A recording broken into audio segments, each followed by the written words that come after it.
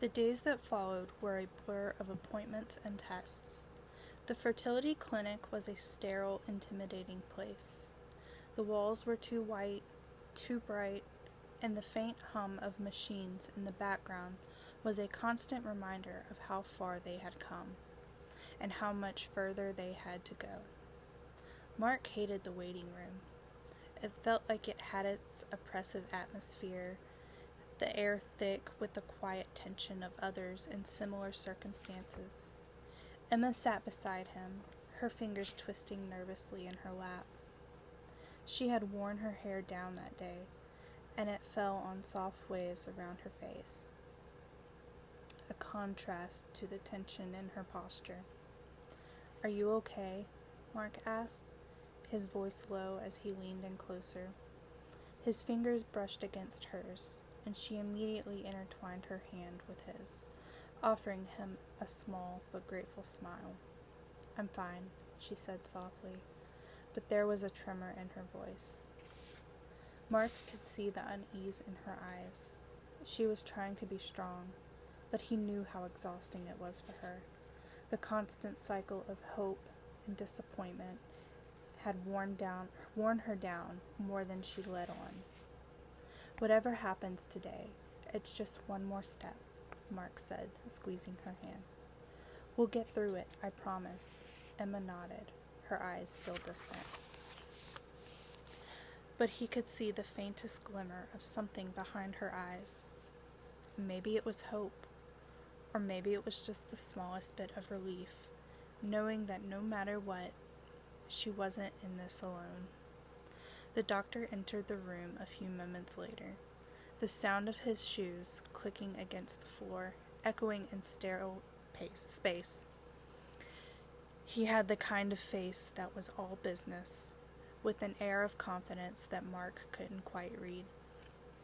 "Good afternoon, Mr. and Mrs. Davidson," he said, pulling out a chair to sit beside them. "I'm Dr. Hayes, and I've been reviewing your chart, Emma. I understand that you've been struggling with PCOS and have been trying to conceive for some time now." Emma's grip on Mark's hand tightened slightly. Her nerves were palpable. Mark could feel her pulse quicken. Dr. Hayes continued, "What I'm suggesting today is a new treatment plan that includes some more intensive hormone therapy, along with regular monitoring of your cycle. This will help us fine-tune your ovulation and hopefully improve your chances." Emma took a deep breath, nodding slowly. "I'll do whatever it takes," she whispered, her voice shaky but determined. Mark's heart raced as he saw how vulnerable she was in this moment. But he also felt a flicker of hope, something he hadn't let himself feel in a long time. If it was the path they needed to take, he would be there, every step of the way. He reached over, placing his hand on her shoulder. "We'll do this together, Emma, whatever it takes." Emma turned to him, her eyes filled with a mixture of relief and fear. She didn't have to say anything. He saw it all in her eyes, the doubt, the fear, the hope. And he knew, no matter how many setbacks they faced, he would never give up on her. They would find their way through this together. Emma sat in the sterile white room, feeling like she was suffocating. The doctor's words had blurred together, his voice a distant hum. Hormonal therapy, ovulation, monitoring. The words felt like a haze that wrapped around her, muffling everything. It was all she could do to hold it together as Dr. Hayes explained their next step. She could feel Mark's hand resting on her shoulder, his touch grounding her, but inside a storm was brewing. This wasn't how she had imagined becoming a mother. She had always pictured it differently, simpler. She imagined meeting Mark one day, falling in love, and then the two of them building their family together in the way so many others did. But life had other plans. Every month, every cycle, She was reminded that her body wasn't cooperating, that her body was the barrier between her and everything she longed for. She glanced up at Mark, his face a mix of quiet hope and determination.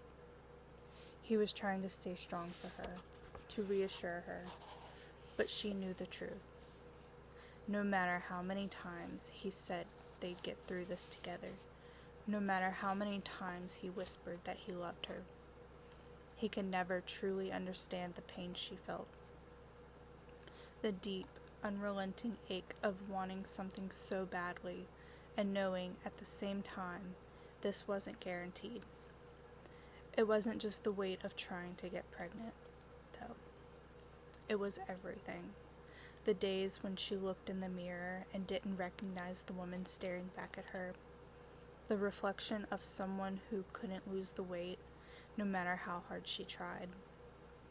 The excess hair that seemed to grow in all the wrong places made her feel more alien in her skin than ever before. The constant worry that she was broken, unfit to bear children, unworthy of even trying. The medication helped, but it was never enough. Her testosterone levels remained high, her estrogen low. Every pill, every treatment felt like a reminder that something inside of her wasn't working the way it should.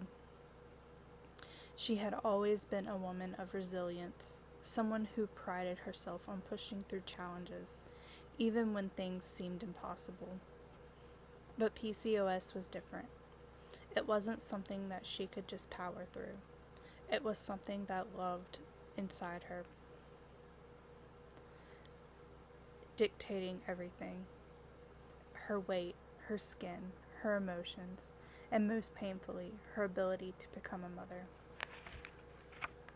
"I'll do whatever it takes," she said to the doctor. The words had come out before she could stop them, a reflex. She couldn't not try. She wouldn't give up, no matter how many times it felt like her body was failing her. But deep down, as she sat there in the cold room, the reality of the journey ahead began to sink in. It was going to be harder than she could ever imagined. Even with Mark's love, even with the doctor's best efforts, there were no guarantees, no promises. And that uncertainty terrified her. Mark had always been her rock. He was strong, steady, and unwavering in his support. He had never once made her feel like she wasn't enough. But she wondered if he could see the cracks forming in her. Could he feel how far she was slipping away from herself? How had she become so consumed by her longing to be a mother that it was starting to swallow her whole? She looked at him now, his eyes soft with love and care, but she felt a pang of guilt.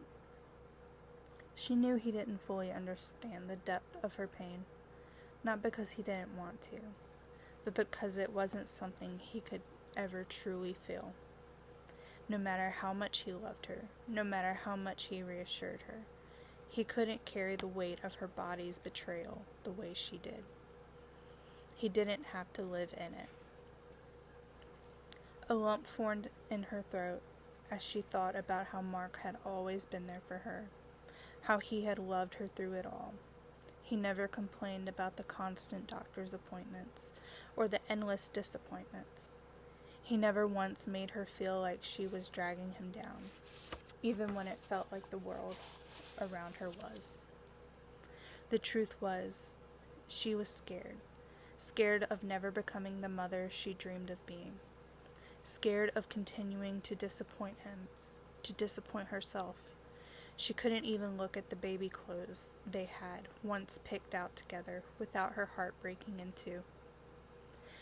It felt like a cruel joke, like the universe had dangled the one thing she wanted the most, just out of reach. "I'm here, Emma," Mark's voice brought her back to the moment, his fingers gently squeezing hers. "We're going to get through this, together. You don't have to carry the burden alone. She swallowed hard, looking down at their intertwined hands. It was too much to carry. She didn't want to let him down.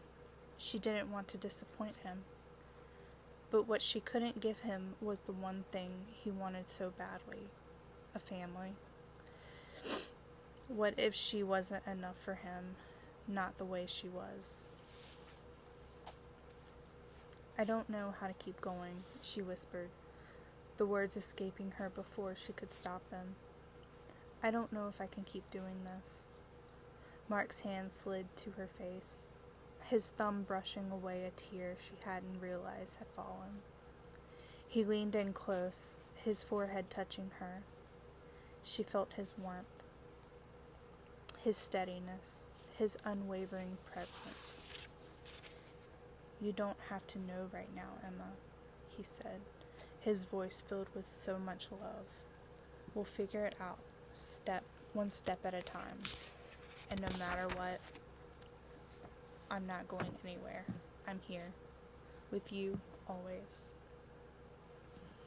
She closed her eyes, trying to steady her breath, trying to hold on to the small sliver of hope that flickered inside her.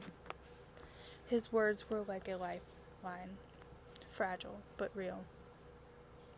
Maybe they didn't have all the answers. Maybe they never would. But what mattered was that they were in this together.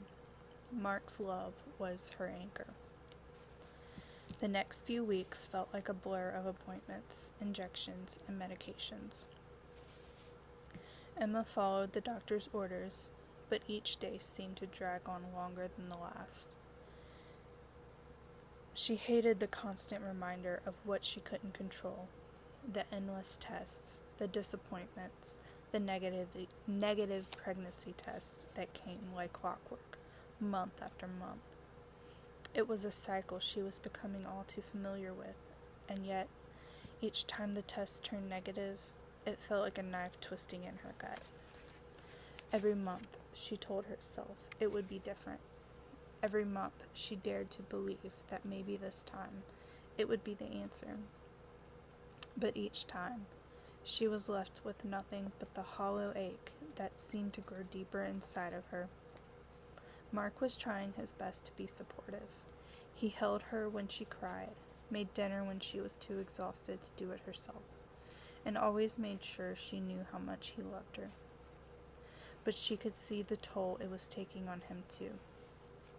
The quiet worry in his eyes, the way he held back his tears when he saw hers. One evening, after another negative test, Emma sat on the edge of their bed, her head buried in her hands. The weight of it all was unbearable.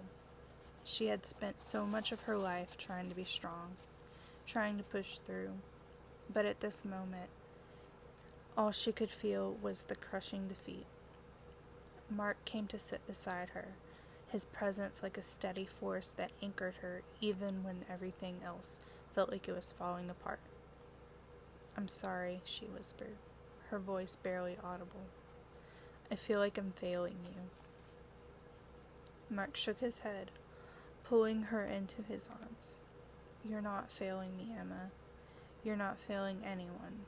This isn't your fault. I don't care how long it takes. I don't care what we must go through. You are enough, always." His words brought tears to her eyes, and for the first time in a long time, she let herself cry. Let herself lean into him and feel his warmth, his unwavering love. Emma wasn't sure how much longer she could keep doing this, but as she sat in Mark's arms, she realized something. She might not have control what was happening to her body, but she still had control over how she faced it. She had Mark, and that was more than she could ever ask for. Maybe they wouldn't have a child the way they had dreamed. Maybe the journey would be longer, harder than she could ever imagined. But if they had each other, maybe, just maybe, they could find a way through it together. Mark paced around the waiting room, the cold linoleum floor squeaking faintly beneath his sneakers. His hands fidgeted in his jacket pockets, brushing against the folded list he had brought with him, questions he wanted to ask the doctor, but couldn't speak up to ask. Every so often, he'd glance toward the door marked Exam Room 3, where Emma had disappeared almost an hour ago. Emma had insisted she didn't need him to come. "It's just a follow-up," she'd said with a brave smile that didn't quite reach her eyes. But Mark had seen the weariness creeping into her every movement, the weight of unanswered questions, hanging between them like fog. The past few months had been relentless. Doctor visits, blood tests, diet changes, and medications that seemed to bring more side effects than relief. PCOS was a term that had become a third presence in their relationship, demanding time, patience, and attention. Emma bore it with a quiet determination that Mark both admired and worried over. The door creaked open, and Emma stepped out. Her face was unreadable, the neutral mask she'd perfected for situations like this. Mark immediately stood up, searching her expression for a clue. "Hey," he said softly, trying not to crowd her. "How'd it go?" Emma shrugged, biting her lip. "Same stuff, different day," she said, but her voice wavered slightly.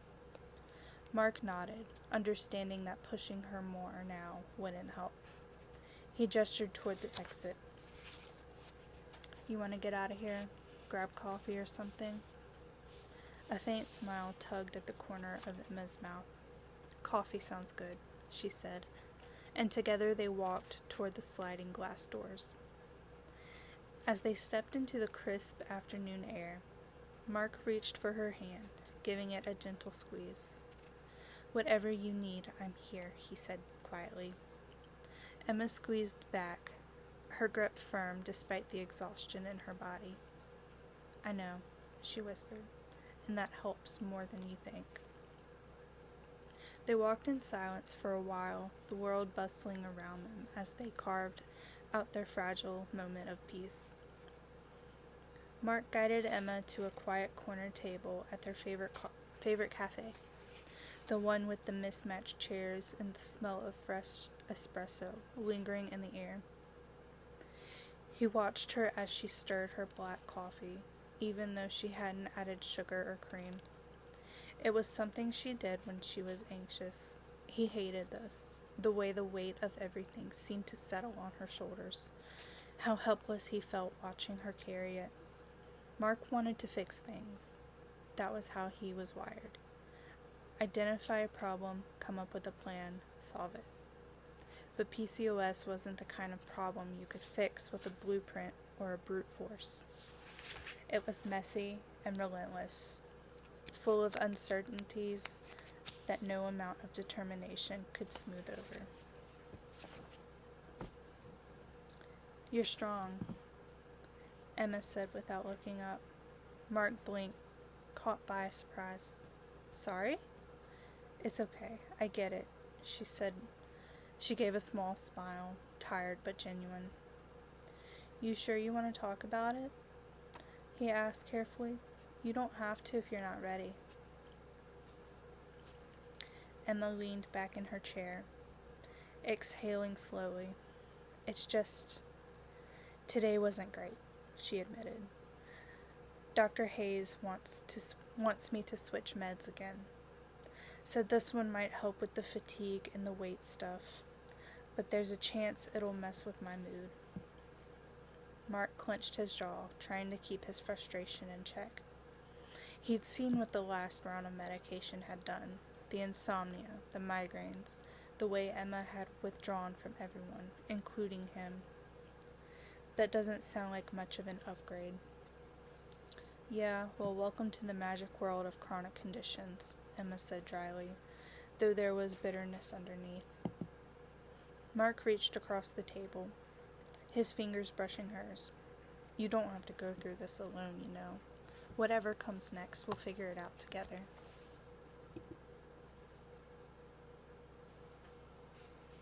Emma's eyes softened. For a moment, the weight between them lifted. I know, she said quietly. That's the only reason I'm not completely losing it. Mark squeezed her hand, silently vowing to keep showing up, even when he didn't have all the answers.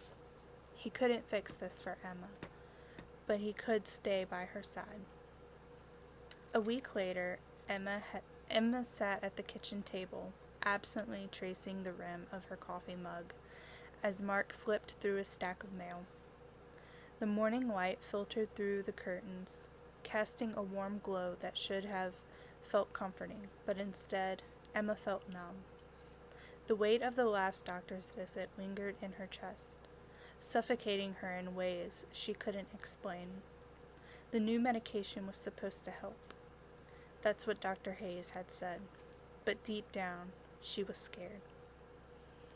What if it doesn't work, Mark? She whispered, her voice barely above a breath. Mark set the envelopes down and looked at her, his expression steady but full of something deeper, concern, love, frustration. Then we try something else, he said, simply. We keep going. Emma swallowed, nodding, but doubt gnawed at the edge of her heart. And what if I can't do this anymore? What if... Her voice broke, and she bit her lip, willing herself not to cry. Mark reached across the table, taking her hand in his. Emma, we don't have to have all the answers right now. We take it one day at a time. He paused, searching her face. But you don't have to prove anything to me. You don't have to keep pushing yourself past the breaking point. Emma squeezed his hand, the warmth grounding her for a moment. I just want to be a mother, she whispered. I know, Mark said, and I want that too. But I also want you to be okay. We can't lose ourselves in this. The truth in his words settled deep in her chest. She exhaled slowly, nodding. Maybe it was time to consider other options, ones she hadn't been ready to face before. Adoption, surrogacy, a life without children. The thoughts terrified her, but she knew Mark was right. They had to find a way forward together. Later that evening, as they lay in bed, Mark traced slow, reassuring circles on her back. Whatever happens next, we'll face it together, he murmured. And for the first time in a long time, Emma let herself believe that maybe, just maybe, they would find a way through.